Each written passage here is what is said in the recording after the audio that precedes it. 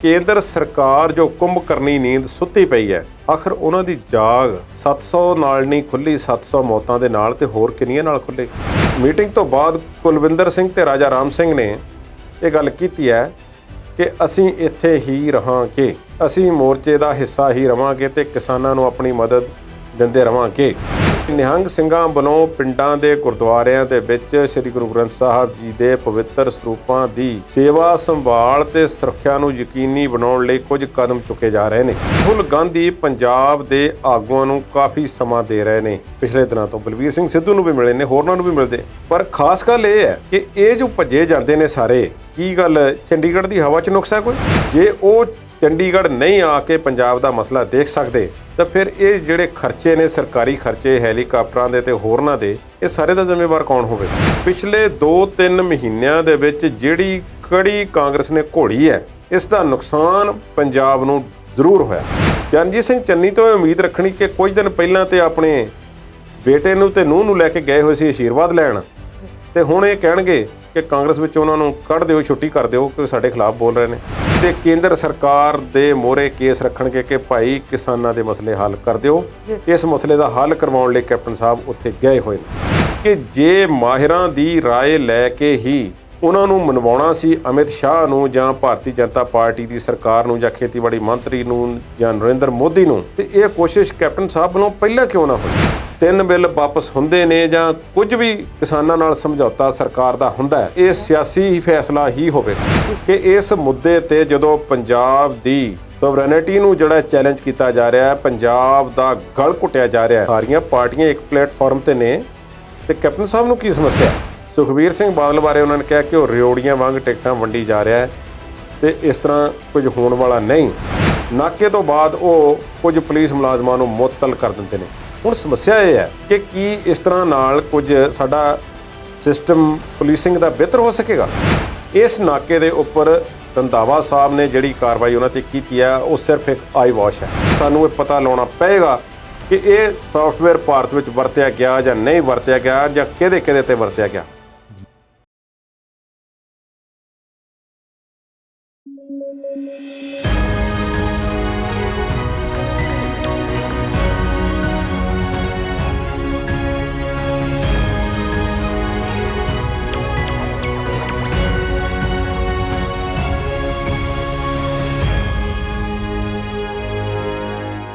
Punjabi national TV ਤੇ ਦਰਸ਼ਕਾਂ ਦਾ ਬਹੁਤ-ਬਹੁਤ ਸਵਾਗਤ ਕਰਦੇ ਹਾਂ।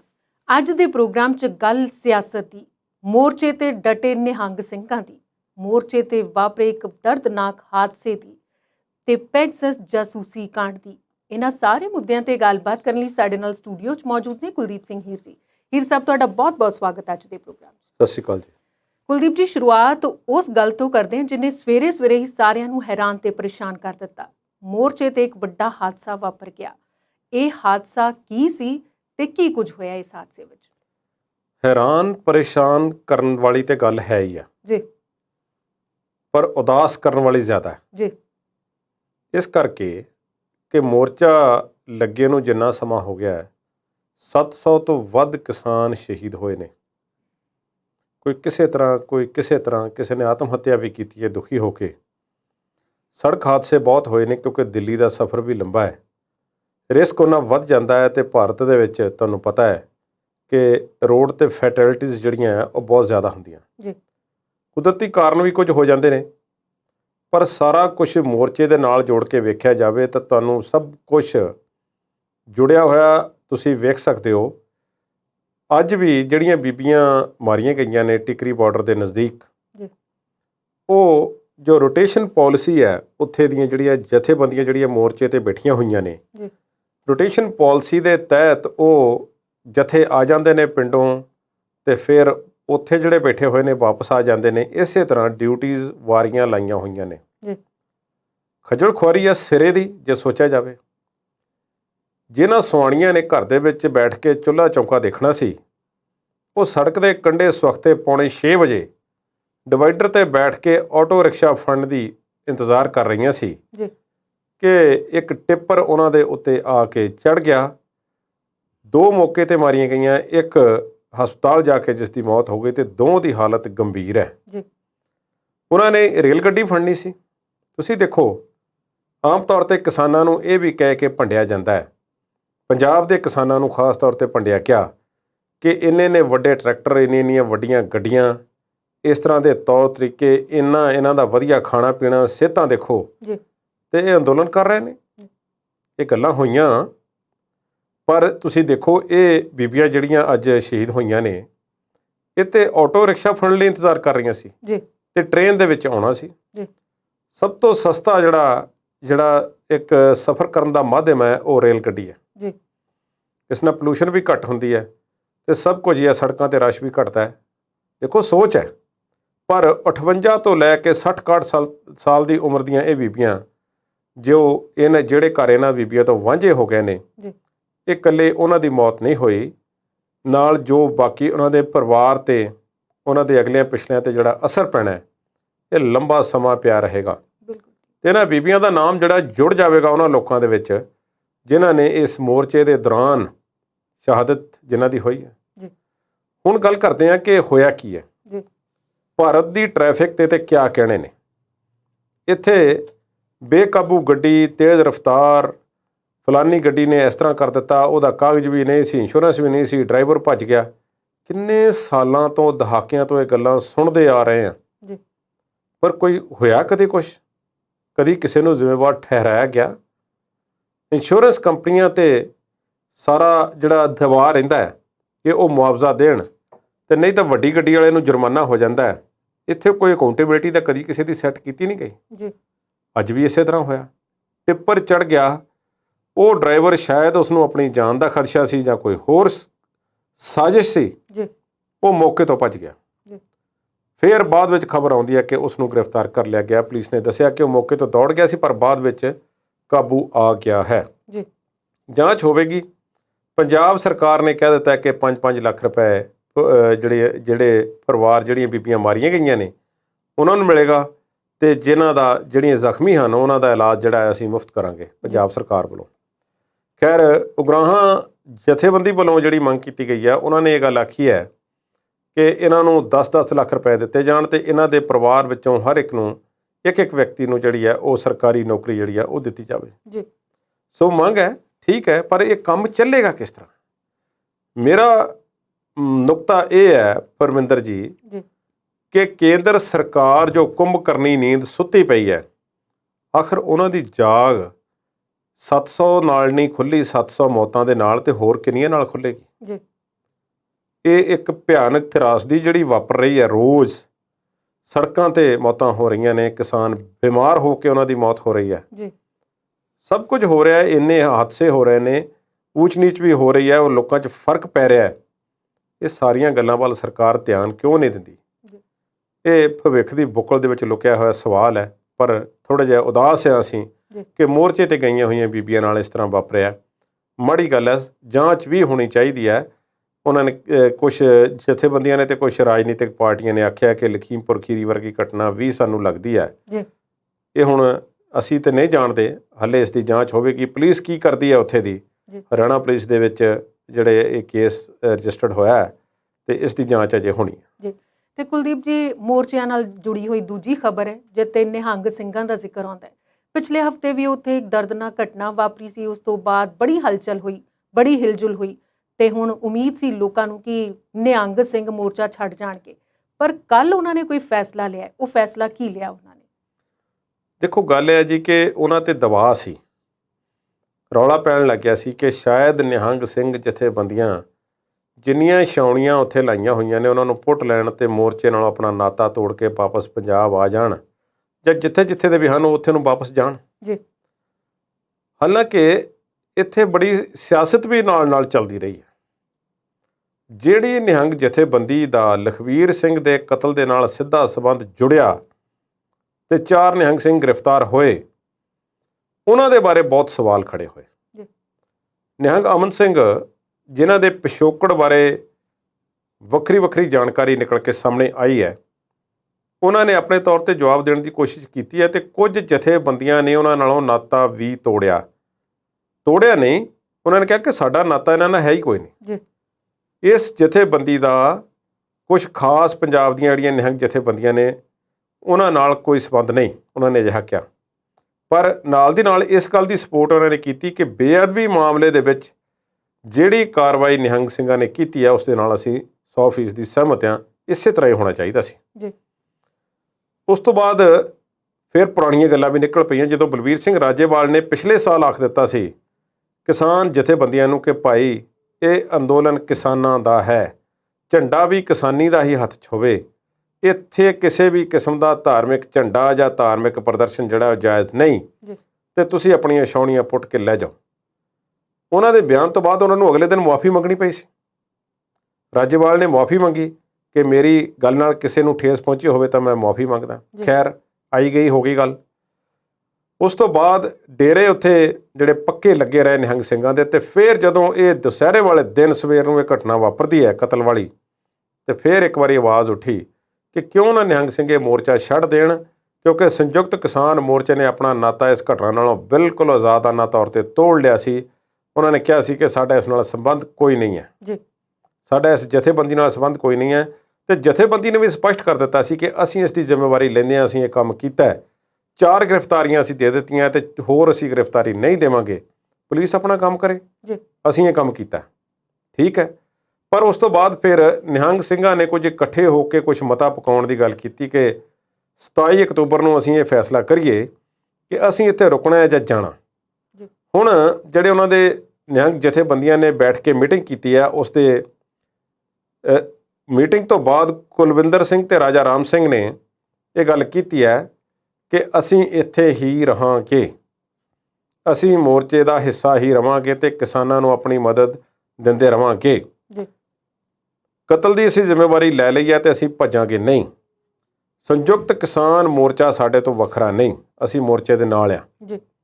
ਸੰਯੁਕਤ ਕਿਸਾਨ ਮੋਰਚੇ ਵੱਲੋਂ ਹਾਲਾਂਕਿ ਇਸ ਸਟੇਟਮੈਂਟ ਤੋਂ ਬਾਅਦ ਪ੍ਰਤੀਕਿਰਿਆ ਨਹੀਂ ਆਈ ਉਹਨਾਂ ਨੇ ਨਾਲ, ਪਰ ਜਿਹੜੀ ਅਗਲੀ ਗੱਲ ਕੀਤੀ ਹੈ ਉਹ ਕਾਫੀ ਅਹਿਮ ਹੈ, ਉਸ ਗੱਲ ਵੱਲ ਧਿਆਨ ਦੇਣ ਦੀ ਲੋੜ ਹੈ। ਪੰਜਾਬ ਵਿੱਚ ਆਲਰੇਡੀ ਕੁਛ ਇਹੋ ਜਿਹੀ ਜਾਣਕਾਰੀ ਜਿਹੜੀ ਹੈ ਸੋਸ਼ਲ ਮੀਡੀਆ 'ਤੇ ਘੁੰਮ ਰਹੀ ਹੈ ਕਿ ਨਿਹੰਗ ਸਿੰਘਾਂ ਵੱਲੋਂ ਪਿੰਡਾਂ ਦੇ ਗੁਰਦੁਆਰਿਆਂ ਦੇ ਵਿੱਚ ਸ੍ਰੀ ਗੁਰੂ ਗ੍ਰੰਥ ਸਾਹਿਬ ਜੀ ਦੇ ਪਵਿੱਤਰ ਸਰੂਪਾਂ ਦੀ ਸੇਵਾ ਸੰਭਾਲ ਤੇ ਸੁਰੱਖਿਆ ਨੂੰ ਯਕੀਨੀ ਬਣਾਉਣ ਲਈ ਕੁਝ ਕਦਮ ਚੁੱਕੇ ਜਾ ਰਹੇ ਨੇ ਜੀ।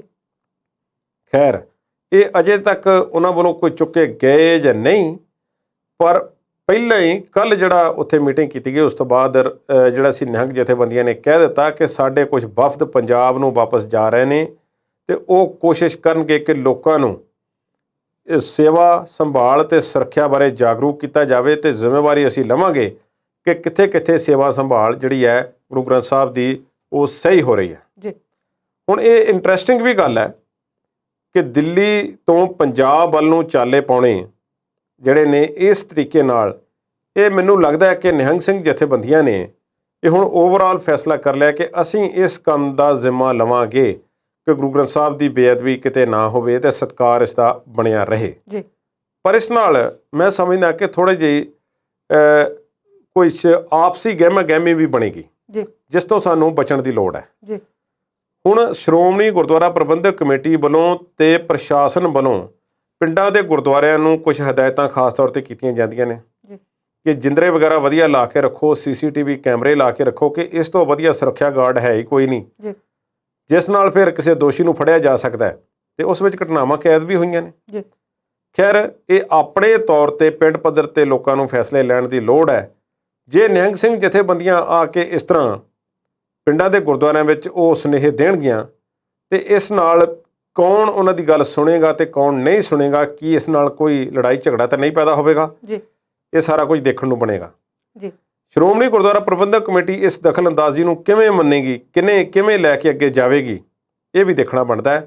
ਪਰ ਅਜੇ ਤੱਕ ਨਿਹੰਗ ਸਿੰਘ ਜਥੇਬੰਦੀਆਂ ਸਿੰਘੂ ਮੋਰਚੇ ਤੇ ਡਟੀਆਂ ਰਹਿਣਗੀਆਂ, ਇਹ ਉਹਨਾਂ ਨੇ ਫੈਸਲਾ ਕਰ ਲਿਆ ਜੀ।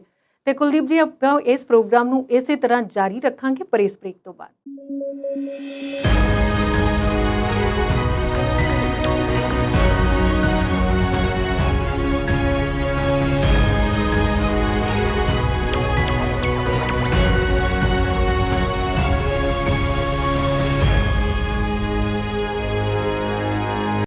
ਬ੍ਰੇਕ ਤੋਂ ਬਾਅਦ ਪੰਜਾਬੀ ਨੈਸ਼ਨਲ ਟੀਵੀ ਤੇ ਦਰਸ਼ਕਾਂ ਦਾ ਫਿਰ ਤੋਂ ਸਵਾਗਤ ਕਰਦੇ ਹਾਂ। ਤੇ ਕੁਲਦੀਪ ਜੀ, ਹੁਣ ਗੱਲ ਫਿਰ ਸਿਆਸਤ ਦੀ ਕਰਦੇ ਹਾਂ। ਪੰਜਾਬ ਦੇ ਵਰਤਮਾਨ ਮੁੱਖ ਮੰਤਰੀ ਤੇ ਸਾਬਕਾ ਮੁੱਖ ਮੰਤਰੀ ਦੋਵੇਂ ਪੰਜਾਬ 'ਚ ਨਹੀਂ ਦਿੱਲੀ ਦੀ ਫੇਰੀ ਤੇ ਨੇ। ਉਹਨਾਂ ਦੋਵਾਂ ਦਾ ਉੱਥੇ ਜਾਣ ਦਾ ਕਾਰਨ? ਇਹ ਪੰਜਾਬ ਦੇ ਸਾਬਕਾ ਮੁੱਖ ਮੰਤਰੀ ਵੀ ਦਿੱਲੀ ਜੀ ਤੇ ਮੌਜੂਦਾ ਮੁੱਖ ਮੰਤਰੀ ਵੀ ਦਿੱਲੀ। ਜੀ ਖੈਰ ਆਪਾਂ ਚਰਨਜੀਤ ਸਿੰਘ ਚੰਨੀ ਦੀ ਫੇਰੀ ਦੀ ਪਹਿਲਾਂ ਗੱਲ ਕਰਾਂਗੇ। ਜੀ ਕੱਲ ਉਹਨਾਂ ਦਾ ਕਾਫੀ ਗਹਿਮਾ ਗਹਿਮੀ ਵਾਲਾ ਦਿਨ ਸੀ ਤੇ ਉਸ ਤੋਂ ਬਾਅਦ ਹੈਲੀਕਾਪਟਰ ਰਾਹੀਂ ਉਹ ਰਵਾਨਾ ਹੋ ਗਏ। ਰਾਹੁਲ ਗਾਂਧੀ ਨੂੰ ਮਿਲੇ ਨੇ ਤੇ 2.5 ਘੰਟੇ ਦੇ ਲਾਗੇ ਉਹਨਾਂ ਦੀ ਮੁਲਾਕਾਤ ਹੋਈ ਹੈ। ਜੀ ਇਹ ਗੱਲ ਮੇਰੇ ਸਮਝ ਨਹੀਂ ਆਉਂਦੀ ਕਿ ਰਾਹੁਲ ਗਾਂਧੀ ਪੰਜਾਬ ਦੇ ਆਗੂਆਂ ਨੂੰ ਕਾਫੀ ਸਮਾਂ ਦੇ ਰਹੇ ਨੇ ਪਿਛਲੇ ਦਿਨਾਂ ਤੋਂ। ਬਲਬੀਰ ਸਿੰਘ ਸਿੱਧੂ ਨੂੰ ਵੀ ਮਿਲੇ ਨੇ, ਹੋਰਨਾਂ ਨੂੰ ਵੀ ਮਿਲਦੇ। ਜੀ ਪਰ ਖਾਸ ਗੱਲ ਇਹ ਹੈ ਕਿ ਇਹ ਜੋ ਭੱਜੇ ਜਾਂਦੇ ਨੇ ਸਾਰੇ, ਕੀ ਗੱਲ ਚੰਡੀਗੜ੍ਹ ਦੀ ਹਵਾ 'ਚ ਨੁਕਸ ਹੈ ਕੋਈ? ਜੀ ਰਾਹੁਲ ਗਾਂਧੀ ਜੇ ਵਿਹਲੇ ਨੇ, ਹੋਰ ਕੋਈ ਉਹਨਾਂ ਨੂੰ ਖਾਸ ਕੰਮ ਨਹੀਂ ਹੈ, ਤੇ ਉਹ ਪਟਿਆਲੇ ਜਾਂ ਲੁਧਿਆਣੇ ਜਾਂ ਚੰਡੀਗੜ੍ਹ ਕਿਉਂ ਨਹੀਂ ਆ ਸਕਦੇ? ਜੀ ਕੀ ਲੋਕ ਸਭਾ ਦਾ ਸੈਸ਼ਨ ਤਾਂ ਨਹੀਂ ਚੱਲਦਾ ਕੋਈ? ਹੋਰ ਕਿਤੇ ਤਾਂ ਨਹੀਂ ਉਹ ਗਏ ਤੇ ਆਪਣੇ ਘਰ ਹੀ ਨੇ। ਜੀ ਜੇ ਉਹ ਚੰਡੀਗੜ੍ਹ ਨਹੀਂ ਆ ਕੇ ਪੰਜਾਬ ਦਾ ਮਸਲਾ ਦੇਖ ਸਕਦੇ ਤਾਂ ਫਿਰ ਇਹ ਜਿਹੜੇ ਖਰਚੇ ਨੇ, ਸਰਕਾਰੀ ਖਰਚੇ ਹੈਲੀਕਾਪਟਰਾਂ ਦੇ ਤੇ ਹੋਰਨਾਂ ਦੇ, ਤੇ ਪਿੱਛੋਂ ਕੰਮਕਾਜ ਵੀ ਠੱਪ ਹੋ ਜਾਂਦਾ ਹੈ, ਇਹ ਸਾਰੇ ਦਾ ਜ਼ਿੰਮੇਵਾਰ ਕੌਣ ਹੋਵੇਗਾ?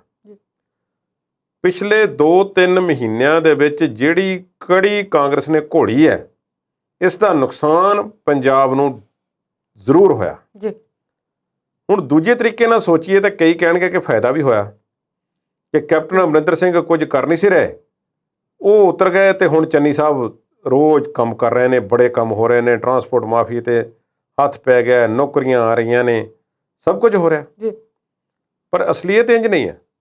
ਦਿੱਲੀ ਦਰਬਾਰ ਤੋਂ ਛੋਟੀ ਛੋਟੀ ਗੱਲ ਦੀ ਮਨਜ਼ੂਰੀ ਜਿਹੜੀ ਹੈ ਨਾ, ਉਹ ਪੰਜਾਬ ਨੂੰ ਕਾਫੀ ਮਹਿੰਗੀ ਪੈ ਰਹੀ ਹੈ। ਜੀ ਕੈਪਟਨ ਅਮਰਿੰਦਰ ਸਿੰਘ ਨੂੰ ਲਾਇਆ ਗਿਆ ਅਖੀਰਲੇ ਤਕਰੀਬਨ 5 ਮਹੀਨੇ ਰਹਿੰਦੇ ਹੋਇਆਂ, ਜਦ ਕਿ ਰੌਲਾ ਪੈਂਦੇ ਨੇ ਤੇ 1.5 ਸਾਲ ਹੋ ਗਿਆ ਸੀ ਕਿ ਕੰਮ ਕੋਈ ਨਹੀਂ ਹੋ ਰਿਹਾ।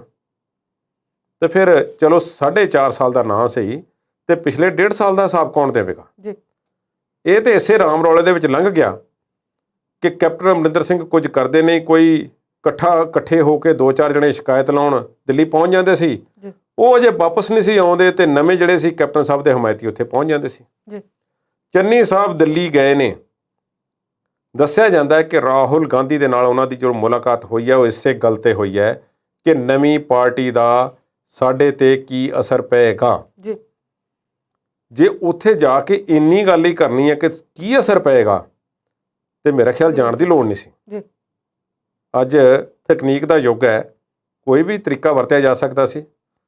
ਖੈਰ ਸ਼ਾਇਦ ਉਹ ਵੀ ਕੋਈ ਡਰ ਹੋਵੇ ਕਿ ਰਾਹ ਦੇ ਵਿੱਚੋਂ ਕੋਈ ਸੁਣ ਨਾ ਲਵੇ, ਸਾਡੇ ਸੰਦੇਸ਼ ਪੜ੍ਹ ਨਾ ਲਵੇ, ਜੀ ਇਸ ਕਰਕੇ ਬੈਠ ਕੇ ਗੱਲ ਕਰਨੀ ਜ਼ਿਆਦਾ ਜਾਇਜ਼ ਹੋਵੇਗੀ। ਕੁਲਦੀਪ ਜੀ, ਵੈਸੇ ਅੱਜ ਕੱਲ੍ਹ ਕਹਿੰਦੇ ਕੰਧਾਂ ਦੇ ਵੀ ਕੰਨ ਹੁੰਦੇ ਆ, ਇਹੋ ਜਿਹਾ ਡਰ ਤਾਂ ਉਹਨਾਂ ਦੇ ਘਰ ਦੇ ਅੰਦਰ ਵੀ ਹੋ ਸਕਦਾ। ਮੈਂ ਉਹੀ ਗੱਲ ਕਰ ਰਿਹਾ ਜੀ ਕਿ ਜੇ ਉਹ ਘਰ ਵੀ ਉੱਥੇ ਬੈਠੇ ਹੋਣਗੇ ਜੀ ਤੇ ਉੱਥੇ ਵੀ ਅਜਿਹਾ ਹੋ ਸਕਦਾ ਹੈ ਕਿ ਰਾਹੁਲ ਗਾਂਧੀ ਦੇ ਘਰ ਵਿੱਚ ਕੋਈ ਇਹੋ ਜਿਹਾ ਸਿਸਟਮ ਹੋਵੇ ਜਿੱਥੋਂ ਰਿਕਾਰਡਿੰਗ ਹੋ ਕੇ ਤੇ ਕਿਸੇ ਪਾਸੇ ਜਾ ਸਕਦੀ ਹੋਵੇ। ਜੀ ਖੈਰ ਕਿਆਸ ਰਾਈਆਂ ਸਨ ਚੰਨੀ ਸਾਹਿਬ ਦੀ ਫੇਰੀ ਦੀਆਂ ਕਿ ਉਹ ਕੈਪਟਨ ਨੂੰ ਕਾਂਗਰਸ ਪਾਰਟੀ ਵਿੱਚੋਂ ਛੁੱਟੀ ਕਰਨ ਲਈ ਪੱਕੇ ਤੌਰ 'ਤੇ ਐਲਾਨ ਕਰਵਾਉਣ ਜਾ ਸਕਦੇ ਨੇ। ਜੀ ਪਰ ਤੁਸੀਂ ਯਾਦ ਰੱਖੋ, ਇਹ ਕੰਮ ਚਰਨਜੀਤ ਸਿੰਘ ਚੰਨੀ ਕਰਨਗੇ ਜਾਂ ਅਗਾਂਹ ਹੋ ਕੇ ਇਸ ਚੀਜ਼ ਦੀ ਮੰਗ ਕਰਨਗੇ, ਇਸ ਗੱਲ ਦਾ ਮੈਨੂੰ ਥੋੜ੍ਹਾ ਜਿਹਾ ਸ਼ੱਕ ਹੈ। ਜੀ ਇਹ ਕੰਮ ਤੇ ਫਿਰ ਪੰਜਾਬ ਪ੍ਰਦੇਸ਼ ਕਾਂਗਰਸ ਕਮੇਟੀ ਦੇ ਪ੍ਰਧਾਨ ਹੀ ਕਰਨਗੇ। ਜਿਨ੍ਹਾਂ ਨੇ ਪਹਿਲਾਂ ਕੀਤਾ ਉਹੀ ਹੁਣ ਕਰਨਗੇ। ਜੀ ਜਿਹੜਾ ਬੋਲੂ ਉਹੀ ਕੁੰਡਾ ਖੋਲੂ। ਜੀ ਚਰਨਜੀਤ ਸਿੰਘ ਚੰਨੀ ਤੋਂ ਇਹ ਉਮੀਦ ਰੱਖਣੀ ਕਿ ਕੁਝ ਦਿਨ ਪਹਿਲਾਂ ਤੇ ਆਪਣੇ ਬੇਟੇ ਨੂੰ ਤੇ ਨੂੰਹ ਨੂੰ ਲੈ ਕੇ ਗਏ ਹੋਏ ਸੀ ਆਸ਼ੀਰਵਾਦ ਲੈਣ, ਜੀ ਤੇ ਹੁਣ ਇਹ ਕਹਿਣਗੇ ਕਿ ਕਾਂਗਰਸ ਵਿੱਚ ਉਹਨਾਂ ਨੂੰ ਕੱਢ ਦਿਓ, ਛੁੱਟੀ ਕਰ ਦਿਓ ਕਿ ਸਾਡੇ ਖਿਲਾਫ ਬੋਲ ਰਹੇ ਨੇ। ਜੀ ਦੂਸਰੀ ਗੱਲ ਇਹ ਵੀ ਹੈ ਕਿ ਅੱਜ ਤੱਕ ਚਰਨਜੀਤ ਸਿੰਘ ਚੰਨੀ ਦੇ ਖਿਲਾਫ ਤਾਂ ਕੁਝ ਬੋਲੇ ਨਹੀਂ। ਉਹ ਜਿਨ੍ਹਾਂ ਦੇ ਖਿਲਾਫ ਬੋਲ ਰਹੇ ਨੇ ਉਹ ਮੰਗ ਕਰ ਵੀ ਸਕਦੇ ਨੇ, ਉਹਨਾਂ ਦੀ ਮੰਗ ਦਾ ਕੋਈ ਹੁਣ ਬਹੁਤਾ ਅਸਰ ਵੀ ਨਹੀਂ।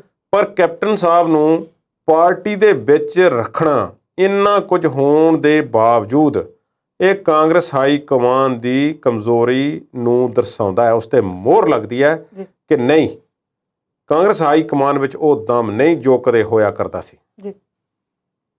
ਕਾਂਗਰਸ ਹਾਈ ਕਮਾਨ ਨੇ ਹੁਣ ਤੱਕ ਇੰਨਾ ਬਰਦਾਸ਼ਤ ਕਰ ਲਿਆ, ਔਰ ਭਾਰਤੀ ਜਨਤਾ ਪਾਰਟੀ ਦੇ ਜਿੰਨੇ ਸੋਲੇ ਕੈਪਟਨ ਅਮਰਿੰਦਰ ਸਿੰਘ ਨੇ ਗਾਏ ਨੇ, ਉਸ ਤੋਂ ਬਾਅਦ ਕਾਂਗਰਸ ਹਾਈ ਕਮਾਨ ਵੱਲੋਂ ਕੋਈ ਵੀ ਕਾਰਵਾਈ ਨਾ ਕਰਨਾ, ਇਸ ਗੱਲ ਦਾ ਵੱਡਾ ਸੰਕੇਤ ਹੈ ਕਿ ਕਾਂਗਰਸ ਪਾਰਟੀ ਅਜੇ ਵੀ ਕੁਝ ਜਿਹੜਾ ਹੈ ਮੇਲ ਮਿਲਾਪ ਕਰਨ ਦੇ ਚੱਕਰ ਦੇ ਵਿੱਚ ਹੈ।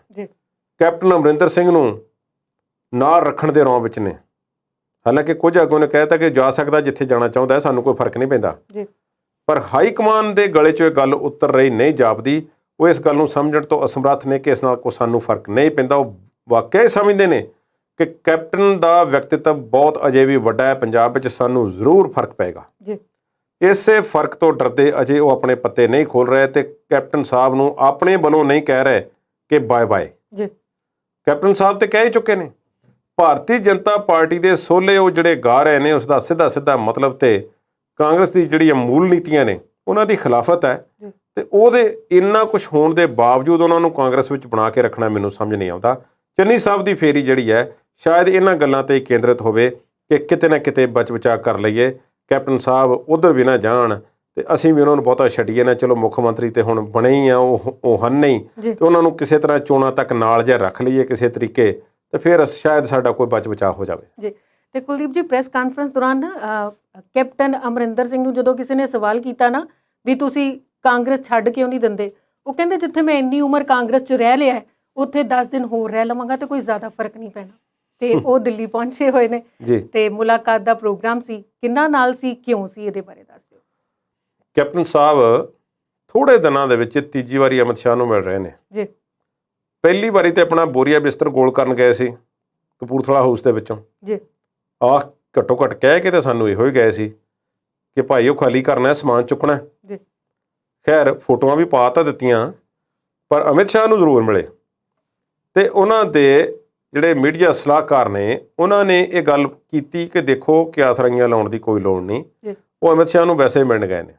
ਫਿਰ ਪੰਜਾਬ ਦੀ ਇੱਕ ਅਖਬਾਰ ਜਿਹੜੀ ਹੈ ਡਿਟੇਲ ਕੱਢ ਕੇ ਲਿਆਉਂਦੀ ਹੈ ਕਿ ਦੇਖੋ ਕੈਪਟਨ ਅਮਰਿੰਦਰ ਸਿੰਘ ਦੇ ਖਿਲਾਫ ਆਹ ਕੇਸ ਹੈ, ਐਨਫੋਰਸਮੈਂਟ ਡਾਇਰੈਕਟਰ ਦਾ, ਉਹਨਾਂ ਦੇ ਜਵਾਈ ਦੇ ਖਿਲਾਫ ਵੀ ਹੈ, ਬੇਟੇ ਦੇ ਖਿਲਾਫ ਵੀ ਹੈ, ਪ੍ਰਨੀਤ ਕੌਰ ਦੇ ਵੀ ਹੈ, ਸਵਿਸ ਬੈਂਕਾਂ ਵਿੱਚ ਪੈਸੇ ਦੀ ਗੱਲ ਹੈ। ਇਹ ਸਾਰੀਆਂ ਗੱਲਾਂ ਕਰਕੇ ਆਪਣੀ ਪਿੱਠ ਬਚਾਉਣ ਲਈ, ਆਪਣਾ ਆਪ ਬਚਾਉਣ ਲਈ, ਵਜੂਦ ਆਪਣਾ ਬਚਾਉਣ ਲਈ ਅਮਿਤ ਸ਼ਾਹ ਨੂੰ ਮਿਲਣਾ ਉਹਨੂੰ ਜ਼ਰੂਰੀ ਸੀ। ਪਰ ਮੇਰਾ ਖਿਆਲ ਹੈ ਕਿ ਇਸ ਤੋਂ ਵੀ ਵੱਧ ਕੇ ਕੁਝ ਹੈ ਜੋ ਸਾਨੂੰ ਨਜ਼ਰ ਨਹੀਂ ਆ ਰਿਹਾ। ਤੇ ਪਾਰਟੀ ਦਾ ਐਲਾਨ ਵੀ ਕਰਨਾ ਹੈ, ਉਹ ਬੀਜੇਪੀ ਨਾਲ ਸਮਝੌਤਾ ਹੋ ਸਕਦਾ ਹੈ, ਕਰ ਸਕਦੇ ਹਾਂ ਉਹਨਾਂ ਨਾਲ। ਬੀਜੇਪੀ ਨੇ ਮਾੜਾ ਕੰਮ ਨਹੀਂ, ਠੀਕ ਹੈ। ਕਿਸਾਨ ਅੰਦੋਲਨ ਦਾ ਹੱਲ ਕਰਵਾਉਣ ਦਾ ਨਾਂ ਲੈ ਕੇ ਕੈਪਟਨ ਸਾਹਿਬ ਇਸ ਵੇਲੇ ਦਿੱਲੀ ਪਹੁੰਚੇ ਹੋਏ ਨੇ। ਇਸ ਵਾਰੀ ਉਹ ਇਕੱਲੇ ਨਹੀਂ, ਉਹਨਾਂ ਨਾਲ ਕੁਝ ਗੈਰ ਸਿਆਸੀ ਲੋਕ ਨੇ ਤੇ ਉਹ ਖੇਤੀਬਾੜੀ ਦੇ ਮਾਹਿਰ ਦੱਸੇ ਜਾ ਰਹੇ ਨੇ ਕਿ ਖੇਤੀ ਦੇ ਮਾਹਰ ਨੇ ਲੋਕ, ਤੇ ਕੇਂਦਰ ਸਰਕਾਰ ਦੇ ਮੋਹਰੇ ਕੇਸ ਰੱਖਣਗੇ ਕਿ ਭਾਈ ਕਿਸਾਨਾਂ ਦੇ ਮਸਲੇ ਹੱਲ ਕਰ ਦਿਓ। ਇਸ ਮਸਲੇ ਦਾ ਹੱਲ ਕਰਵਾਉਣ ਲਈ ਕੈਪਟਨ ਸਾਹਿਬ ਉੱਥੇ ਗਏ ਹੋਏ ਨੇ। ਗੱਲਾਂ ਦੋ ਨੇ। ਪਹਿਲੀ ਗੱਲ ਇਹ ਕਿ ਜੇ ਮਾਹਿਰਾਂ ਦੀ ਰਾਏ ਲੈ ਕੇ ਹੀ ਉਹਨਾਂ ਨੂੰ ਮਨਵਾਉਣਾ ਸੀ ਅਮਿਤ ਸ਼ਾਹ ਨੂੰ ਜਾਂ ਭਾਰਤੀ ਜਨਤਾ ਪਾਰਟੀ ਦੀ ਸਰਕਾਰ ਨੂੰ ਜਾਂ ਖੇਤੀਬਾੜੀ ਮੰਤਰੀ ਨੂੰ ਜਾਂ ਨਰਿੰਦਰ ਮੋਦੀ ਨੂੰ, ਤੇ ਇਹ ਕੋਸ਼ਿਸ਼ ਕੈਪਟਨ ਸਾਹਿਬ ਵੱਲੋਂ ਪਹਿਲਾਂ ਕਿਉਂ ਨਾ ਹੋਈ? ਮਾਹਿਰਾਂ ਨੂੰ ਨਾਲ ਲੈ ਕੇ ਤੇ ਪਹਿਲਾਂ ਵੀ ਮਿਲ ਸਕਦੇ ਸੀ। ਜੇ ਉਹਨਾਂ ਨੂੰ ਹੁਣ ਸਮਾਂ ਉਹਨਾਂ ਦੇ ਪਰਸਨਲ ਰਿਲੇਸ਼ਨਸ ਕਰਕੇ ਇੰਨਾ ਜ਼ਿਆਦਾ ਅਮਿਤ ਸ਼ਾਹ ਤੋਂ ਮਿਲ ਰਿਹਾ ਤੇ ਪਹਿਲਾਂ ਮਿਲਣ ਵਿੱਚ ਕੀ ਪ੍ਰੋਬਲਮ ਸੀ? ਇੱਕ ਗੱਲ ਇਹੋ। ਦੂਸਰੀ ਗੱਲ ਇਹ, ਮੈਨੂੰ ਇਹ ਲੱਗਦਾ ਹੈ ਕਿ ਜੇ ਕਿਤੇ ਕਿਸਾਨਾਂ ਦੇ ਮਸਲੇ ਹੱਲ ਹੁੰਦੇ ਨੇ, 3 ਬਿੱਲ ਵਾਪਸ ਹੁੰਦੇ ਨੇ, ਜਾਂ ਕੁਝ ਵੀ ਕਿਸਾਨਾਂ ਨਾਲ ਸਮਝੌਤਾ ਸਰਕਾਰ ਦਾ ਹੁੰਦਾ ਹੈ, ਤਾਂ ਇਹ ਕਿਸੇ ਮਾਹਿਰਾਂ ਦੀ ਰਾਏ ਕਰਕੇ ਨਹੀਂ ਹੋਣਾ, ਇਹ ਸਿਆਸੀ ਫੈਸਲਾ ਹੀ ਹੋਵੇਗਾ। ਸਿਆਸੀ ਸਮੀਕਰਨਾਂ ਨੂੰ ਧਿਆਨ ਵਿੱਚ ਰੱਖਦੇ ਹੋਏ ਕੇਂਦਰ ਸਰਕਾਰ ਇਹ ਫੈਸਲਾ ਲਵੇਗੀ, ਭਾਈ ਸਾਨੂੰ ਇਹਦਾ ਨੁਕਸਾਨ ਹੈ ਤੇ ਇਹਦਾ ਫਾਇਦਾ ਹੈ, ਇਹ ਇੱਧਰੋਂ ਸਾਨੂੰ ਵੋਟਾਂ ਦਾ ਘਾਟਾ ਪੈ ਸਕਦਾ ਹੈ, ਇਸ ਕਰਕੇ ਆਪਾਂ ਇਸ ਪਾਸੇ ਵੱਲ ਨੂੰ ਚੱਲੀਏ, ਇਹ ਰੱਦ ਕਰ ਦਿੰਦੇ ਹਾਂ, ਕਿਸਾਨਾਂ ਨੂੰ ਮਨਾ ਲੈਂਦੇ ਹਾਂ, ਸਾਰੇ ਆਪਣੇ ਘਰੋਂ ਘਰੀ ਬੈਠਣ। ਪੰਜਾਬ ਵਿੱਚ ਵੀ ਇਲੈਕਸ਼ਨਾਂ ਨੇ, ਉੱਥੇ ਅੰਦੋਲਨ 100% ਭਖਿਆ ਹੋਇਆ, ਤੇ ਯੂਪੀ ਦੇ ਵੀ ਤੀਜਾ ਚੌਥਾ ਹਿੱਸੇ ਦੇ ਵਿੱਚ ਭਖਿਆ ਹੋਇਆ। ਯੂਪੀ ਦੇ ਵਿੱਚ ਤੀਜਾ ਚੌਥਾ ਹਿੱਸਾ ਵੀ ਹੋਵੇ ਤੇ ਪੰਜਾਬ ਜਿਹੜੀ ਸਟੇਟ ਬਣ ਜਾਂਦੀ ਹੈ। ਯੂਪੀ ਦੇ ਵਿੱਚੋਂ ਆਪਣਾ ਆਧਾਰ ਗਵਾਉਣਾ ਬੀਜੇਪੀ ਨੂੰ ਬਿਲਕੁਲ ਗਵਾਰਾ ਨਹੀਂ। ਇਹ ਮੀਟਿੰਗ ਇਸੇ ਬੇਸ ਤੇ ਹੋ ਰਹੀ ਹੈ। ਮੈਂ ਤੁਹਾਨੂੰ ਦੱਸ ਸਕਦਾ ਕਿ ਇਸੇ ਸਿਆਸੀ ਸਮੀਕਰਨ ਦੇ ਤਹਿਤ ਹੀ ਜੇ ਕੁਝ ਹੋਵੇਗਾ ਤਾਂ ਹੋਵੇਗਾ, ਅਜੇ ਉਮੀਦ ਨਹੀਂ ਹੈ। ਪਰ ਅਮਿਤ ਸ਼ਾਹ ਵੱਲੋਂ ਇੰਨਾ ਸਮਾਂ ਕੈਪਟਨ ਸਾਹਿਬ ਨੂੰ ਦਿੱਤਾ ਜਾਣਾ ਇਹ ਜ਼ਰੂਰ ਸ਼ੰਕਾ ਦੇ ਦਾਇਰੇ ਨੂੰ ਵੱਡਾ ਕਰਦਾ ਹੈ। ਪਰ ਸਿਆਸੀ ਮਾਹਿਰਾਂ ਦੀ ਸੁਣ ਕੇ ਅਮਿਤ ਸ਼ਾਹ ਕੋਈ ਮੰਨ ਜਾਣਗੇ ਅਜਿਹਾ ਮੈਨੂੰ ਲੱਗਦਾ ਨਹੀਂ। ਜੀ ਹੀਰ ਸਾਹਿਬ, ਆਪਾਂ ਵਿਚਾਰਾਂ ਤੇ ਚਰਚਾ ਇਸੇ ਤਰ੍ਹਾਂ ਜਾਰੀ ਰੱਖਾਂਗੇ ਪਰ ਇਸ ਬ੍ਰੇਕ ਤੋਂ ਬਾਅਦ।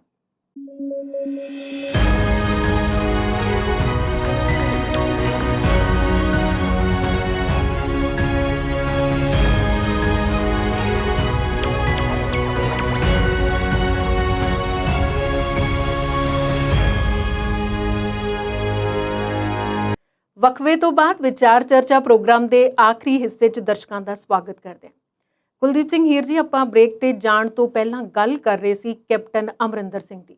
ਕੈਪਟਨ ਅਮਰਿੰਦਰ ਸਿੰਘ ਵੱਡੇ ਦਾਅਵੇ ਕਰਦੇ ਨੇ ਕਿ ਮੇਰੇ ਨਾਲ ਆ ਵੀ ਹੈ, ਮੇਰੇ ਨਾਲ ਉਹ ਵੀ ਹੈ, ਤੇ ਸੁਖਦੇਵ ਸਿੰਘ ਢੀਂਡਸਾ ਹੋਰਾਂ ਦਾ ਵੀ ਉਹਨਾਂ ਨੇ ਜ਼ਿਕਰ ਕੀਤਾ ਸੀ। ਤੇ ਢੀਂਡਸਾ ਹੋਰਾਂ ਹੁਣ ਕੈਪਟਨ ਨੂੰ ਮੋੜਵਾਂ ਜਵਾਬ ਦਿੱਤਾ ਹੈ, ਤੇ ਉਸ ਜਵਾਬ 'ਚ ਕੀ ਕਿਹਾ ਉਹਨਾਂ ਨੇ? ਜਦੋਂ ਪਹਿਲੀ ਵਾਰੀ ਕੈਪਟਨ ਸਾਹਿਬ ਨੇ ਸੰਕੇਤ ਦਿੱਤਾ ਸੀ ਕਿ ਪਾਰਟੀ ਬਣਾਵਾਂਗੇ ਤੇ ਹਮ ਖਿਆਲੀ ਪਾਰਟੀਆਂ ਨਾਲ ਮਿਲ ਕੇ ਚੱਲਾਂਗੇ, ਜਿਵੇਂ ਅਕਾਲੀ ਦਲ ਵਿੱਚੋਂ ਵੱਖਰੇ ਹੋਏ ਜਿਹੜੇ ਫੈਕਟ ਨੇ ਜੀ, ਸੰਯੁਕਤ ਅਕਾਲੀ ਦਲ ਵੱਲੋਂ ਉਹਨਾਂ ਦਾ ਸੀ ਇਸ਼ਾਰਾ। ਸੁਖਦੇਵ ਸਿੰਘ ਢੀਂਡਸਾ ਦਾ ਜਿਹੜਾ ਗਰੁੱਪ ਹੈ, ਉਹਨਾਂ ਨੇ ਉਦੋਂ ਵੀ ਕਿਹਾ ਸੀ ਕਿ ਦੇਖੋ ਸਾਡੀ ਕੋਈ ਉਹਨਾਂ ਨਾਲ ਗੱਲ ਨਹੀਂ ਹੋਈ, ਨਾ ਫੋਨ ਤੇ ਨਾ ਵੈਸੇ ਨਾ ਕਦੀ ਮਿਲੇ ਆ, ਤੇ ਮੈਨੂੰ ਪਤਾ ਨਹੀਂ ਉਹਨਾਂ ਨੇ ਕਿਹੜੀ ਪਾਰਟੀ ਬਣਾਉਣੀ, ਕੀ ਕਰਨਾ, ਤੇ ਅਸੀਂ ਸਹਿਯੋਗ ਕਿਵੇਂ ਕਰਾਂਗੇ ਜੀ। ਖੈਰ ਹੁਣ ਗੱਲ ਸਪਸ਼ਟ ਉਹਨਾਂ ਨੇ ਕਰ ਦਿੱਤੀ ਆ। ਕਿਸੇ ਖਾਸ ਨੀਤੀ ਦੇ ਤਹਿਤ ਸੁਖਦੇਵ ਸਿੰਘ ਢੀਂਡਸਾ ਨੇ ਕਹਿ ਦਿੱਤਾ ਕਿ ਸਾਡਾ ਕੈਪਟਨ ਅਮਰਿੰਦਰ ਸਿੰਘ ਨਾਲ ਕੋਈ ਸਮਝੌਤਾ ਨਹੀਂ ਹੋਵੇਗਾ ਜੀ। ਉਹ ਉਹਨਾਂ ਨੇ ਦੱਸਿਆ ਕਿ ਦੇਖੋ ਜਿਹੜੇ ਮੁੱਦਿਆਂ ਦੀ ਉਹ ਗੱਲ ਕਰਦੇ ਨੇ ਠੀਕ ਹੈ, ਪਰ BSF ਦਾ ਘੇਰਾ ਵਧਾਉਣ ਦੇ ਮੁੱਦੇ ਤੇ ਕੈਪਟਨ ਅਮਰਿੰਦਰ ਸਿੰਘ ਭਾਰਤੀ ਜਨਤਾ ਪਾਰਟੀ ਦੀ ਸਪੋਰਟ ਕਰ ਰਹੇ ਨੇ ਜੀ, ਤੇ ਪੰਜਾਬ ਨੂੰ ਸਿੱਧਾ BSF ਦੇ ਅੰਡਰ ਲਿਆਉਣ ਦੀ ਹਮਾਇਤ ਕਰ ਰਹੇ ਨੇ। ਇਸ ਕਰਕੇ ਅਸੀਂ ਉਹਨਾਂ ਨਾਲ ਸਮਝੌਤਾ ਨਹੀਂ ਕਰ ਸਕਦੇ ਜੀ। ਉਹਨਾਂ ਨੇ ਬਿਲਕੁਲ ਵੀ ਸੰਕੇਤ ਜਿਹੜਾ ਹੈ ਉਹਨਾਂ ਨੇ ਇਹੋ ਜਿਹਾ ਕੋਈ ਨਹੀਂ ਦਿੱਤਾ ਕਿ ਜਿਸ ਨਾਲ ਇਹ ਸਾਬਤ ਹੁੰਦਾ ਹੋਵੇ ਕਿ ਕੈਪਟਨ ਅਮਰਿੰਦਰ ਸਿੰਘ ਨਾਲ ਕਿਸੇ ਕਿਸਮ ਦੀ ਸਾਂਝੀ ਟੀਮ ਬਣਾਉਣ ਦੇ ਵਿੱਚ ਉਹ ਰੌਂ ਵਿੱਚ ਨੇ ਜੀ। ਸੋ ਸਪਸ਼ਟ ਹੈ ਉਹਨਾਂ ਵੱਲੋਂ, ਸੁਖਦੇਵ ਸਿੰਘ ਢੀਂਡਸਾ ਵੱਲੋਂ, ਕਿ ਕੈਪਟਨ ਸਾਹਿਬ ਨਾਲ ਉਹ ਨਹੀਂ ਜਾਣਗੇ। ਉਹਨਾਂ ਨੇ ਕਿਹਾ ਕਿ ਇਸ ਮੁੱਦੇ ਤੇ ਜਦੋਂ ਪੰਜਾਬ ਦੀ ਸੋਵਰੇਨਿਟੀ ਨੂੰ ਜਿਹੜਾ ਚੈਲੰਜ ਕੀਤਾ ਜਾ ਰਿਹਾ ਹੈ, ਪੰਜਾਬ ਦਾ ਗਲ ਘੁੱਟਿਆ ਜਾ ਰਿਹਾ ਹੈ, ਸਾਰੀਆਂ ਪਾਰਟੀਆਂ ਇੱਕ ਪਲੇਟਫਾਰਮ ਤੇ ਨੇ, ਤੇ ਕੈਪਟਨ ਸਾਹਿਬ ਨੂੰ ਕੀ ਸਮੱਸਿਆ ਹੈ ਜੀ। ਕੈਪਟਨ ਸਾਹਿਬ ਜਿਹੜੀ ਵਾਰ-ਵਾਰ ਗੱਲ ਕਰਦੇ ਨੇ ਚਲੋ ਕਿ ਸੁਰੱਖਿਆ ਦਾ ਮੁੱਦਾ, ਉਹਨਾਂ ਨੇ ਕਿਹਾ ਕਿ ਨਹੀਂ, ਢੀਂਡਸਾ ਸਾਹਿਬ ਨੇ ਸਪਸ਼ਟ ਕਹਿ ਦਿੱਤਾ ਕਿ ਇਹ ਗੱਲ ਮਨਜ਼ੂਰ ਨਹੀਂ ਤੇ ਸਾਨੂੰ ਉਹਨਾਂ ਨਾਲ ਸਮਝੌਤਾ ਕਰਨ ਵਿੱਚ ਕੋਈ ਚਾਹਤ ਨਹੀਂ ਹੈ ਤੇ ਕੋਈ ਦਿਲਚਸਪੀ ਨਹੀਂ ਹੈ ਜੀ। ਪਰ ਨਾਲ ਉਹਨਾਂ ਨੇ ਕੁਝ ਜਿਹੜੀਆਂ ਹੋਰ ਪਾਰਟੀਆਂ ਤੇ ਵੀ ਗੱਲ ਕੀਤੀ ਤੇ ਲਪੇਟੇ 'ਚ ਉਹਨਾਂ ਨੂੰ ਲਿਆ ਜੀ। ਉਹਨਾਂ ਨੇ ਕਿਹਾ ਕਿ ਕੈਪਟਨ ਅਮਰਿੰਦਰ ਸਿੰਘ ਅਕਾਲੀ ਦਲ ਤੇ ਭਾਜਪਾ ਇੱਕੋ ਹੀ ਚੀਜ਼ ਰਹੇ ਨੇ ਜੀ। ਇਹਨਾਂ ਨੇ ਇੱਕੋ ਹੀ ਏਜੰਡੇ ਨੂੰ ਅੱਗੇ ਵਧਾਇਆ ਤੇ ਕਿਸਾਨ ਅੰਦੋਲਨ ਦੇ ਮੁੱਦੇ ਤੇ ਤਿੰਨੋਂ ਹੀ ਪਾਰਟੀਆਂ ਜਿਹੜੀਆਂ ਨੇ, ਤਿੰਨੋਂ ਹੀ ਜਿਹੜੇ ਕੈਪਟਨ ਅਮਰਿੰਦਰ ਸਿੰਘ, ਅਕਾਲੀ ਤੇ BJP ਝੂਠੇ ਨੇ ਜੀ। ਅਕਾਲੀਆਂ ਤੇ ਉਹਨਾਂ ਨੇ ਟਕੋਰਾਂ ਕੀਤੀਆਂ। ਉਹ ਕਹਿੰਦੇ ਜੀ ਮਲੇਰਕੋਟਲਾ ਦੇ ਵਿੱਚ ਇੱਕ ਬੜੇ ਅਮੀਰ ਇੰਡਸਟਰੀਲਿਸਟ ਨੂੰ, ਸਨਅਤਕਾਰ ਨੂੰ ਟਿਕਟ ਦੇਣ ਗਏ ਸੁਖਬੀਰ ਸਿੰਘ ਬਾਦਲ ਜੀ। ਟਿਕਟ ਉਹਨਾਂ ਨੂੰ ਦਿੱਤੀ ਤੇ ਉਹ ਕਹਿੰਦੇ ਜੀ ਕਿ ਨਹੀਂ, ਮੈਨੂੰ ਟਿਕਟ ਨਹੀਂ ਚਾਹੀਦੀ। ਟਿਕਟ ਲੈਣ ਤੋਂ ਉਹਨਾਂ ਨੇ ਨਾ ਕਰ ਦਿੱਤੀ ਤੇ ਕਹਿੰਦੇ ਉੱਥੇ ਉਹਨਾਂ ਦੇ ਇੱਕ ਮੁਲਾਜ਼ਮ ਨੂੰ ਟਿਕਟ ਜਿਹੜੀ ਸੀ ਸੁਖਬੀਰ ਸਿੰਘ ਬਾਦਲ ਨੇ ਦੇ ਦਿੱਤੀ ਕਿ ਤੁਸੀਂ ਟਿਕਟ ਲੈ ਲਓ ਜੀ। ਇਸ ਤਰ੍ਹਾਂ ਉਹਨਾਂ ਨੇ ਇੱਕ ਹੋਰ ਜਗ੍ਹਾ ਦਾ ਹਵਾਲਾ ਦਿੱਤਾ ਕਿ ਸੁਖਬੀਰ ਸਿੰਘ ਬਾਦਲ ਨੇ ਇੱਕ ਧਨਾੜ ਵਿਅਕਤੀ ਨੂੰ ਜਿਹੜਾ ਸੀ ਉਹ ਟਿਕਟ ਦੇਣ ਦੀ ਗੱਲ ਕੀਤੀ ਤੇ ਉਹਨਾਂ ਨੇ ਵੀ ਅੱਗੋਂ ਹੱਥ ਜੋੜ ਦਿੱਤੇ ਜੀ। ਸੁਖਬੀਰ ਸਿੰਘ ਬਾਦਲ ਬਾਰੇ ਉਹਨਾਂ ਨੇ ਕਿਹਾ ਕਿ ਉਹ ਰਿਓੜੀਆਂ ਵਾਂਗ ਟਿਕਟਾਂ ਵੰਡੀ ਜਾ ਰਿਹਾ ਹੈ ਤੇ ਇਸ ਤਰ੍ਹਾਂ ਕੁਝ ਹੋਣ ਵਾਲਾ ਨਹੀਂ ਤੇ ਆਉਣ ਵਾਲੇ ਦਿਨਾਂ ਦੇ ਵਿੱਚ ਨਿਤਾਰਾ ਹੋ ਜਾਵੇਗਾ ਕਿ ਕੌਣ ਕਿਸ ਦੇ ਵਿਰੁੱਧ ਹੈ। ਇਸ ਕਰਕੇ ਅਸੀਂ ਇਹਨਾਂ ਪਾਰਟੀਆਂ ਦੇ ਨਾਲ ਨਹੀਂ, ਅਸੀਂ ਭਾਜਪਾ ਦੇ ਵੀ ਵਿਰੋਧ ਹਾਂ, ਅਕਾਲੀ ਦਲ ਦੇ ਵੀ ਵਿਰੋਧ ਹਾਂ ਤੇ ਅਸੀਂ ਕੈਪਟਨ ਅਮਰਿੰਦਰ ਸਿੰਘ ਦੀ ਸੋਚ ਦੇ ਨਾਲ ਵੀ ਨਹੀਂ ਹੈ ਜਿਹੜਾ ਉਹ BSF ਦੀ ਸਪੋਰਟ ਕਰ ਰਹੇ ਨੇ। ਤੇ ਕੁਲਦੀਪ ਜੀ, ਗੱਲ ਹੁਣ ਸੁਖਜਿੰਦਰ ਸਿੰਘ ਰੰਧਾਵਾ ਦੀ ਕਰਦੇ ਹਾਂ। ਉਪ ਮੁੱਖ ਮੰਤਰੀ ਨੇ ਸੂਬੇ ਦੇ ਤੇ ਸਵੇਰੇ ਕਿਤੇ ਨਾਕੇ ਤੇ ਪਹੁੰਚੇ ਤੇ ਕੁਝ ਇੱਕ ਮੁਲਾਜ਼ਮਾਂ ਨੂੰ ਮੁਅੱਤਲ ਕਰਨ ਦੀ ਗੱਲ ਕੀਤੀ ਹੈ।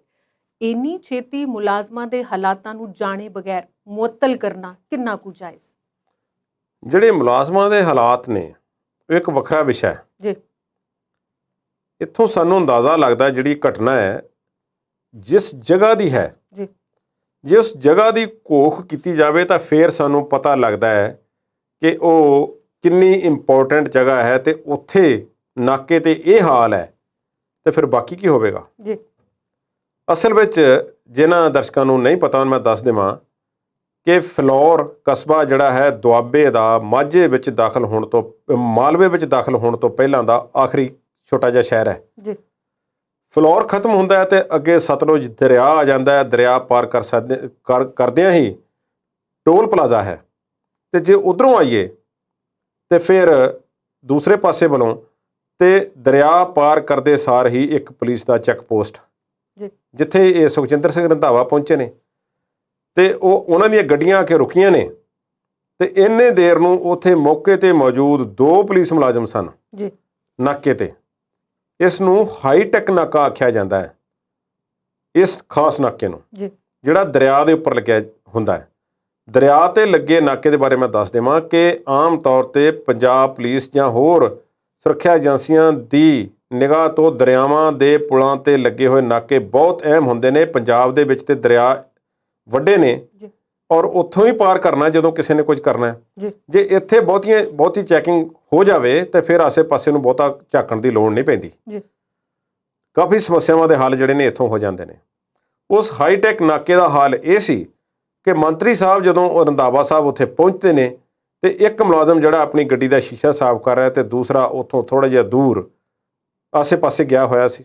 ਜੀ ਉਹ ਪੁੱਛਦੇ ਨੇ ਵੀ ਇੱਥੇ ਹਾਜ਼ਰ ਕੌਣ ਹੈ? ਜੀ ਜਿਹੜਾ ਗੱਡੀ ਸਾਫ਼ ਕਰ ਰਿਹਾ ਸੀ ਉਹ ਕਹਿੰਦਾ ਮੈਂ ਘਰ ਨੂੰ ਜਾ ਰਿਹਾ ਜੀ, ਮੇਰੀ ਡਿਊਟੀ ਆਫ ਹੋ ਗਈ ਹੈ। ਜੀ ਤੇ ਦੂਸਰਾ ਮੁਲਾਜ਼ਮ ਆ ਕੇ ਕਹਿੰਦਾ ਜੀ ਮੇਰੀ ਸਿਹਤ ਖਰਾਬ ਹੈ, ਮੈਂ ਸ਼ੂਗਰ ਦਾ ਮਰੀਜ਼ ਹਾਂ, ਬਲੱਡ ਪ੍ਰੈਸ਼ਰ ਵੀ ਹੈ, ਮੈਨੂੰ ਹਾਰਟ ਦੀ ਵੀ ਪ੍ਰੋਬਲਮ ਹੈ, ਜੀ ਮੈਂ ਰਿਟਾਇਰ ਹੋਣ ਵਾਲਾ ਹਾਂ ਤੇ ਮੇਰੀ ਡਿਊਟੀ ਹੁਣੇ ਸ਼ੁਰੂ ਹੋਈ ਹੈ, ਮੈਂ ਜਰਾ ਬਾਥਰੂਮ ਗਿਆ ਸੀ। ਜੀ ਖੈਰ ਉਹ ਆਉਂਦੇ ਨੇ ਤੇ ਉੱਥੇ ਗੱਲਾਂ ਬਾਤਾਂ ਕਰਦਿਆਂ ਦੀ ਵੀਡੀਓ ਜਿਹੜੀ ਹੈ ਦੇਖੀ ਜਾ ਸਕਦੀ ਹੈ। ਜੀ ਨਾਕੇ ਤੋਂ ਬਾਅਦ ਉਹ ਕੁਝ ਪੁਲਿਸ ਮੁਲਾਜ਼ਮਾਂ ਨੂੰ ਮੁਅੱਤਲ ਕਰ ਦਿੰਦੇ ਨੇ।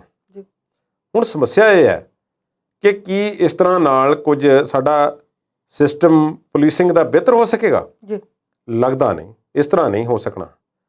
ਇੱਕ ਵੱਡੇ ਡੇਟਾਬੇਸ ਨੂੰ ਬਣਾਉਣ ਦੀ ਲੋੜ ਹੈ ਜਿਸ ਦੇ ਤਹਿਤ ਜੇ ਟ੍ਰੈਫਿਕ ਨੂੰ ਵੀ ਵਾਚ ਕਰਨਾ ਹੈ ਔਰ ਉੱਥੋਂ ਗਲਤ ਅਨਸਰਾਂ ਨੂੰ ਫੜਨਾ ਹੈ ਤੇ ਜੋ ਕਾਗਜ਼ੀ ਕਾਰਵਾਈ ਜਿਹੜੀ ਹੋਣੀ ਚਾਹੀਦੀ ਹੈ ਉਸ ਨੂੰ ਯਕੀਨੀ ਬਣਾਉਣ ਲਈ ਹਾਈਟੈਕ ਹੋਣ ਦੀ ਲੋੜ ਹੈ। ਜੀ ਇੱਕ ਡੇਟਾਬੇਸ ਹੋਣਾ ਚਾਹੀਦਾ।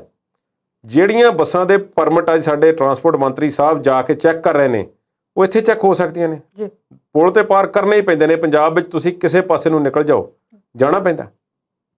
ਇਸ ਨਾਕੇ ਦੇ ਉੱਪਰ ਰੰਧਾਵਾ ਸਾਹਿਬ ਨੇ ਜਿਹੜੀ ਕਾਰਵਾਈ ਉਹਨਾਂ ਤੇ ਕੀਤੀ ਹੈ ਉਹ ਸਿਰਫ ਇੱਕ ਆਈ ਵਾਸ਼ ਹੈ। ਜੀ ਇਹ ਵੱਡੀ ਸਮੱਸਿਆ ਦਾ ਇੱਕ ਕਿਣਕਾ ਮਾਤਰ ਹੈ। ਜੀ ਸਮੱਸਿਆਵਾਂ ਇਸ ਤੋਂ ਕਿਤੇ ਵੱਡੀਆਂ ਨੇ। ਜੀ ਪੁਲਿਸ ਵਿੱਚ ਨਫਰੀ ਦੀ ਕਮੀ, ਇੰਨੇ ਵੱਡੇ ਹਾਈਟੈਕ ਨਾਕੇ ਤੇ ਘੱਟੋ ਘੱਟ ਜਿੱਥੇ ਇੰਨੀ ਜ਼ਿਆਦਾ ਟ੍ਰੈਫਿਕ ਹੋਵੇ, ਕੌਮੀ ਸ਼ਾਹਰਾਹ ਹੈ ਔਰ ਇਸ ਨਾਕੇ ਤੇ ਘੱਟੋ ਘੱਟ 10 ਤੋਂ 15 ਪੁਲਿਸ ਮੁਲਾਜ਼ਮਾਂ ਦਾ ਨਾ ਹੋਣਾ।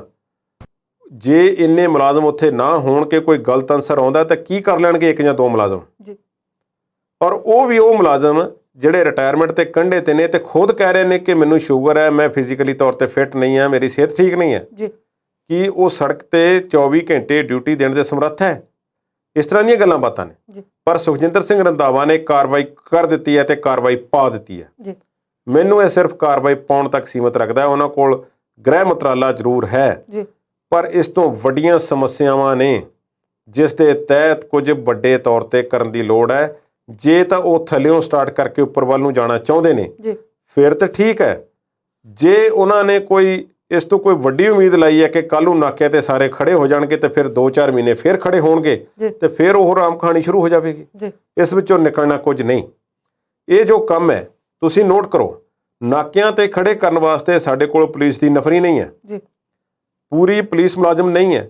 ਉਹ ਜਿਹੜੇ ਵਿਅਕਤੀ ਨੂੰ ਸਸਪੈਂਡ ਕੀਤਾ ਗਿਆ ਮੁਲਾਜ਼ਮ ਨੂੰ ਉਹ ਕਹਿ ਰਿਹਾ ਹੈ ਕਿ ਮੇਰੇ ਨਾਲ ਹੋਰਨਾਂ ਦੀ ਵੀ ਡਿਊਟੀ ਹੈ।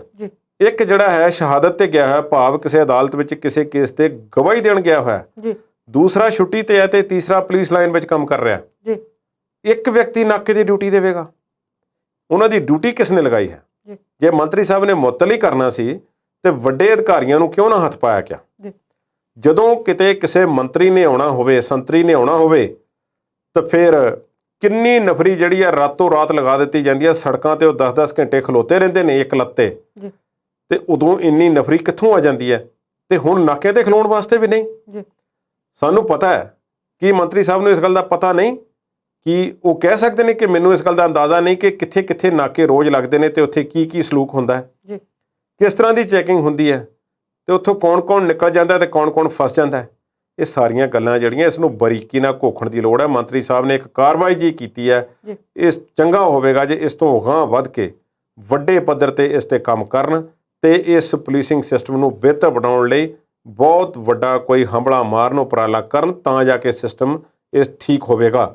ਜਿਹੜੀ ਮੈਂ ਡੇਟਾਬੇਸ ਦੀ ਗੱਲ ਕਰ ਰਿਹਾ ਉਹ ਬਹੁਤ ਜ਼ਰੂਰੀ ਹੈ। ਇੰਨੇ ਚੋਰੀ ਦੇ ਮੋਟਰਸਾਈਕਲ, ਕਾਰਾਂ, ਹੋਰ ਚੀਜ਼ਾਂ, ਜੇ ਉਹਨਾਂ ਦੀ ਰਜਿਸਟ੍ਰੇਸ਼ਨ ਤੇ ਹੋਰ ਸਾਰਾ ਕੁਝ ਸਹੀ ਹੋਵੇਗਾ ਤੇ ਉਹਨਾਂ ਦੀ ਜਾਂਚ ਜਿਹੜੀ ਆ ਹੋਵੇਗੀ, ਫੇਰ ਹੀ ਪਤਾ ਲੱਗ ਸਕੇਗਾ ਕਿ ਕੌਣ ਇੱਥੋਂ ਲੰਘ ਕੇ ਗਿਆ ਤੇ ਕਿੱਧਰ ਨੂੰ ਲੰਘ ਕੇ ਗਿਆ। ਸਾਰੇ ਸੂਬੇ ਦੀ ਸੁਰੱਖਿਆ ਜਿਹੜੀ ਹੈ ਇਹਨਾਂ ਸੜਕਾਂ ਤੇ ਟਿਕੀ ਹੋਈ ਹੈ। ਤੇ ਕੁਲਦੀਪ ਜੀ, ਵੈਸੇ ਪ੍ਰੋਗਰਾਮ ਦਾ ਸਮਾਂ ਤਾਂ ਮੁੱਕ ਰਿਹਾ, ਪਰ ਥੋੜੇ ਜਿਹੇ ਸ਼ਬਦਾਂ 'ਚ ਤੁਹਾਡੇ ਕੋਲੋਂ ਜਾਣਨਾ ਚਾਹਾਂਗੇ ਪੈਗਸਸ ਜਾਸੂਸੀ ਮਾਮਲਾ ਜਿਹੜਾ ਬੜਾ ਭਖਿਆ ਸੀ ਤੇ ਹੁਣ ਸੁਪਰੀਮ ਕੋਰਟ ਨੇ ਕੋਈ ਕਾਰਵਾਈ ਪਾਈ ਹੈ।